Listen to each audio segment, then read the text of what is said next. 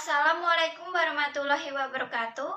Perkenalkan, nama saya Oktavia Dita Wulandari dengan NIM 20 10 30 10 43, Prodi S1 Fisioterapi, kelas 3A4. Di video ini saya akan menjelaskan mengenai video kognitif dan behavioral neuroscience. Yang pertama, sinapsis plasticity atau komunikasi antar sinaps. Struktur utama otak yaitu ada hemisfer kanan dan hemisfer kiri. Otak terbagi menjadi 3 wilayah, yaitu yang pertama otak depan atau frontal, 2 otak tengah atau parietal, dan yang ketiga otak belakang atau occipital. Semua proses penting pada otak terjadi pada masa pertumbuhan melinasi. Otak merupakan pusat dari berbagai jenis sel saraf.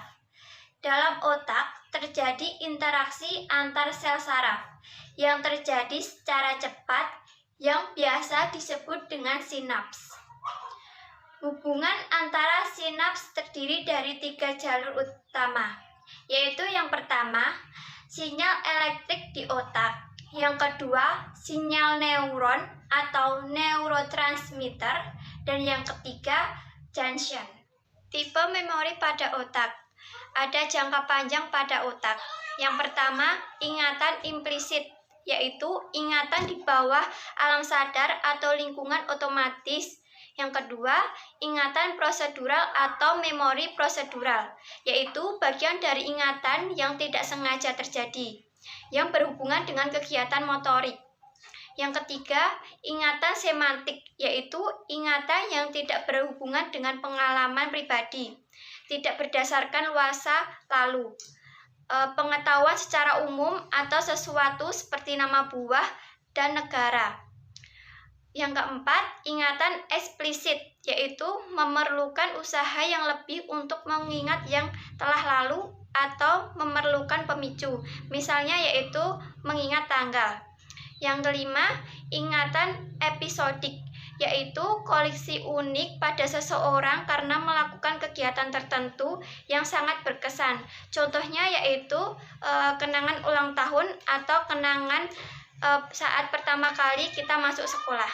Kemudian, hantaran listrik sinaps, yaitu berfungsi untuk menyimpan, membentuk, memanggil kembali ingatan hingga memberikan respon dari ingatan yang muncul tersebut.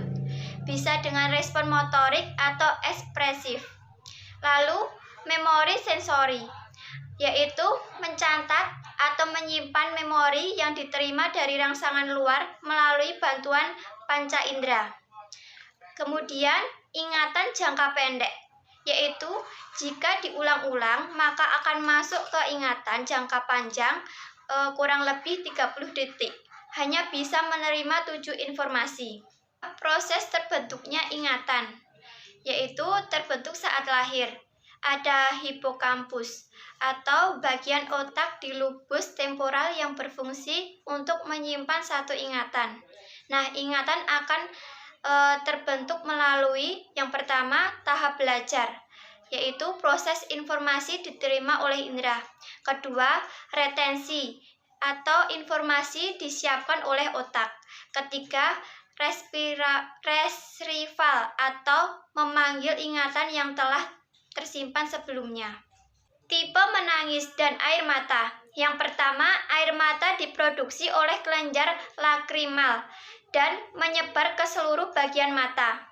Yang kedua, produksi air mata dipengaruhi oleh proses penuaan dan kondisi kesehatan. Yang ketiga, lapisan air mata, yaitu ada 3 bagian. Yang pertama, lapisan lendir. Yang kedua, lapisan air atau paling tebal atau menghidrasi mata atau menghindari dari bakteri. Yang ketiga, lapisan minyak, yaitu untuk mencegah lapisan lain. Yang terakhir, ada jenis air mata. Yang pertama, air mata basal, yaitu melindungi dan melumasi mata ketika mengalami kelembapan.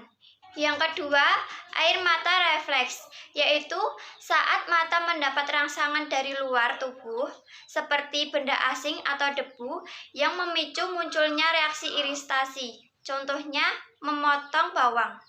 Yang ketiga, air mata emosional, yaitu dihasilkan saat sedang sedih atau galau, mengandung hormon stres dan hormon penghilang rasa sakit. Sekian dari penjelasan saya. Bila ada salah kata, saya mohon maaf. Wassalamualaikum warahmatullahi wabarakatuh.